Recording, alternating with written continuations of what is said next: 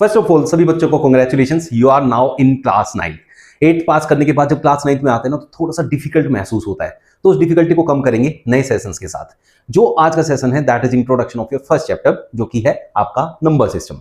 ये आपका NCERT series है, साथ के साथ आपका आरडी शर्मा सीरीज भी चलता रहेगा।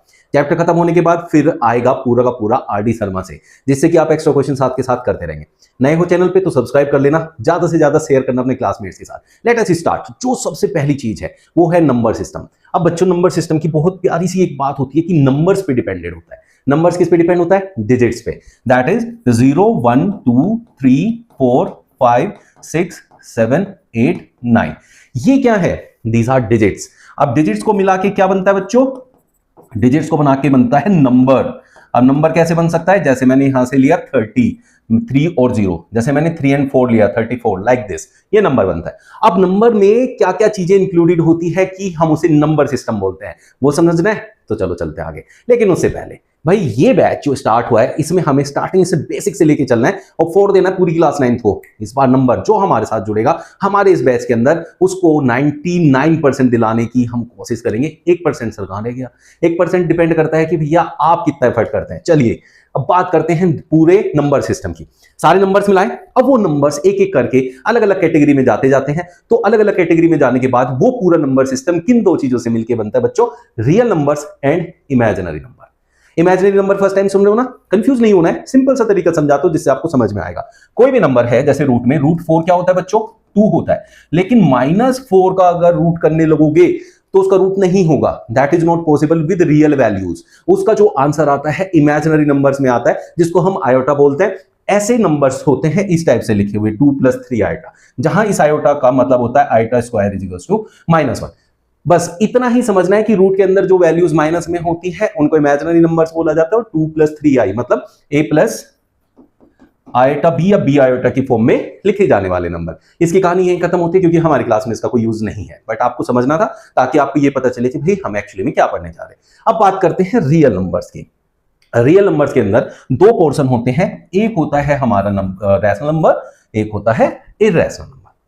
अब इस कहानी को बहुत सिंपल से प्यारे तरीके से समझते हैं। आपको 3 नंबर समझा रहा हूं, उन 3 नंबर को एक साथ समझ लो। वो सारे होते हैं इरैशनल। उससे अलग बेटा कुछ भी कहीं भी लिखा नंबर है वो है रियल नंबर।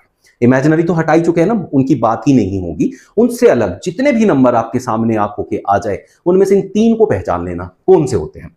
ऐसे नंबर जो रूट के अंदर हो और जिनका पूरा पूरा रूट नहीं हो पाता, उसको समझाता हूं। जैसे मैं रूट 4 लूंगा तो उसका पूरा रूट हो जाता है, तो इसलिए हम 4 को एक परफेक्ट स्क्वायर नंबर कहते हैं। तो 4 एक परफेक्ट स्क्वायर नंबर है, इसका मतलब अगर उसका रूट करने जाएंगे तो हो जाएगा, दैट इज 2।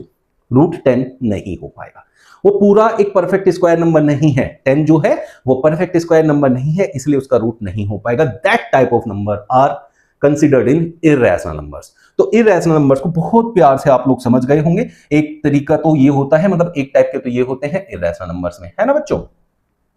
अब इरैशनल एक्चुअली में वो नंबर होते हैं जो डिवाइड होने के बाद ना तो रिपीट होते हैं ना ही टर्मिनेट होते हैं। जैसे अगर हम किसी नंबर को डिवाइड करने जाएं और ये मिले 1.2434871, तो ये आगे जाता रहेगा इनफाइनाइट तक। ना तो डिवाइड हो रहा है ना ही ये टर्मिनेट हो रहा है। डिवाइड होने का मतलब पूरा पूरा टर्मिनेट नहीं हो रहा है, और रिपीट भी नहीं हो रहा है। रिपीट क्या होता है? जैसे मैं 1 को 3 से डिवाइड करने जाऊं तो पॉइंट लगाएंगे, 3 3 जा 9, फिर 1 बचेगा, 3 3 जा 9, फिर 1 बचेगा, 3 3 जा 9, ऐसे चलता जाता है। ये क्या है? टर्मिनेट नहीं हो रहा है, खत्म नहीं हो रहा है, लेकिन रिपीट हो रहा है।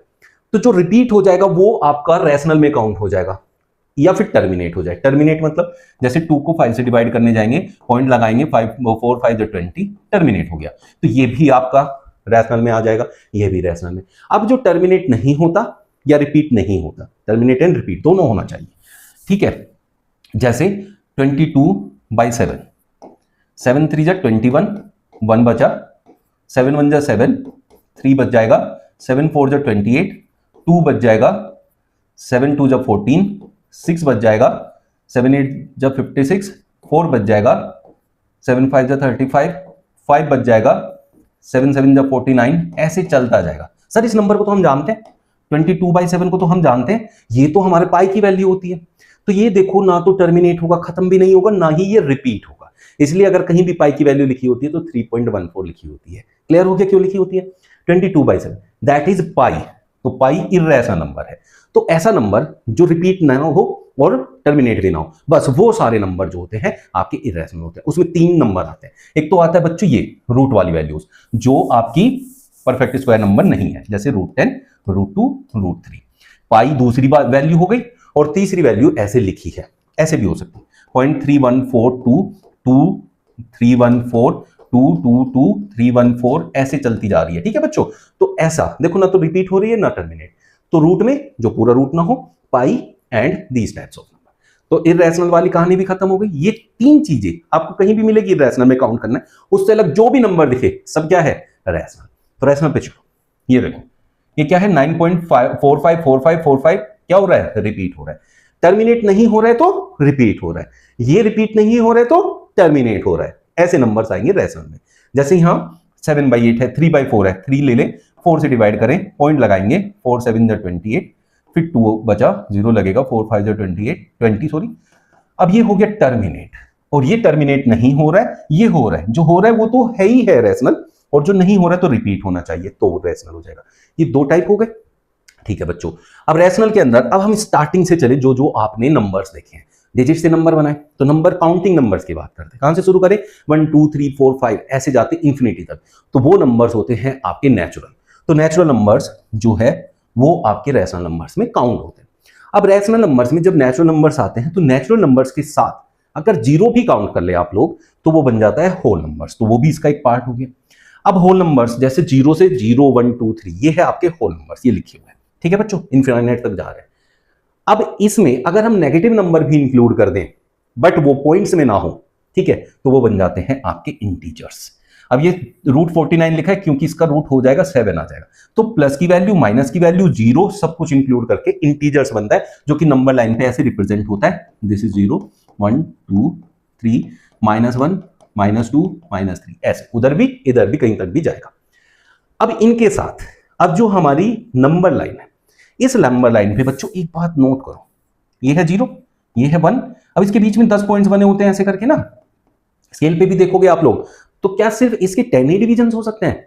नहीं बेटा, इसके इनफाइनाइट डिविजन हो सकते हैं। ठीक है, तो यहां एक नंबर से दूसरे नंबर, नेचुरल नंबर या इंटीजर्स के बीच में इनफाइनाइट नंबर्स होते हैं, बट वो सारे पॉइंट्स में होंगे, फ्रैक्शंस में होंगे। तो वो सारे नंबर्स जो है इस पे इनके बीच में इंक्लूडेड होते हैं, तो उनको कहते हैं आपके रैशनल नंबर्स। तो क्या सर यहाँ इरेशनल नंबर भी होते हैं? हाँ, ये नंबर्स भी यहीं पर ही होते हैं, बट जो p/q की फॉर्म में लिखे जाते हैं उनको कहते हैं रैशनल, और जो p/q की फॉर्म में नहीं लिखे जाएंगे वो होंगे इरेशनल नंबर्स। अब जो यहाँ q है ना, ये कभी भी 0 के इक्वल नहीं होना चाहिए। वाई? क्योंकि 0 के इक्वल अगर हो जाएगा, अपॉन में 0 होना मतलब नॉट डिफाइंड, उसे आज तक कोई भी फाइंड आउट नहीं कर पाया। तो इसलिए हमें q नॉट इक्वल टू 0 रखना है। अब सारी वैल्यू, जैसे 9 है, 9 डिवाइडेड बाई 1 हो जाएगा, दैट इज रैशनल नंबर। 0 क्या रैशनल नंबर है? यस, क्योंकि 0 के अपॉन में मैं कुछ भी रखूं तो वो 0 ही रहेगा। That is also rational number, क्योंकि वो p/q की फॉर्म में लिखा गया है। तो बेसिक डिफरेंस रैशनल और इरेशनल का, जहां से सब स्टार्ट करते हैं, हमने थोड़ा सा उल्टा स्टार्ट किया है, अपोजिट तरफ से चले हैं, बट समझने के लिए ये बेस्ट तरीका होता है, मैं ऐसा समझता हूं। इरेशनल नंबर में 3 चीजें याद कर ली हमने। वो क्या है भाई? कि रूट वाली वैल्यू जिसका परफेक्ट स्क्वायर नंबर नहीं हो, जिसका रूट पूरा पूरा नहीं आता हो, दूसरा है पाई, और तीसरा कि भाई पॉइंट्स के बाद ऐसी वैल्यूज ना तो टर्मिनेट हो रही हो ना ही रिपीट हो रही हो। ठीक है, रिपीट जो होती है ना वैल्यूज, वो बार में लिख सकते हैं हम उसको, जैसे इसको है, ये 0.3 का बार हो सकता है दिस। तो ऐसे टाइप की वैल्यूज नहीं होंगी, वो इरेशनल में आएंगी। जिसका बार बन गया वो रैशनल में आ जाएंगी। ठीक है, तो इस टाइप की होगी। ये 3 नंबर से अलग कोई भी नंबर आता है तो वो क्या कहलाता है? रैशनल। बट उसकी कंडीशन क्या है कि वो p/q की फॉर्म में होना चाहिए। बस ये समझने के लिए था। कैसा लगा आपको ये सेशन? कमेंट करके बताइएगा। और भाई बढ़िया लगा है ना, लाइक कर देना। डेली हमारी क्लासेस के साथ जुड़ने के लिए चैनल को सब्सक्राइब कर लेना। बेल नोटिफिकेशन ऑन करोगे तो फायदा क्या होगा? आपको नोटिफिकेशन मिलता रहेगा हर एक सेशन का। मैथ्स एंड साइंस दोनों यहां आपको प्रॉपर तरीके से कंप्लीट कराया जाएगा। मैथ्स में आपका एनसीईआरटी और आरएस अग्रवाल रहेगा, आरडी शर्मा भी हम कराएंगे। और जो आपका साइंस है बच्चों, उसमें आप लोगों को मेरे नोट से पढ़ना है विद एनिमेटेड वीडियोस, बहुत मजा आने वाला है। तो मिलते हैं कल फिर नए क्वेश्चंस और नई ट्रिक सेशन के साथ। कल होगी फर्स्ट एक्सरसाइज स्टार्ट, तो मिस नहीं करना है, वहां से स्टार्ट करेंगे अपना सारा प्रैक्टिस सेशन। Thank you.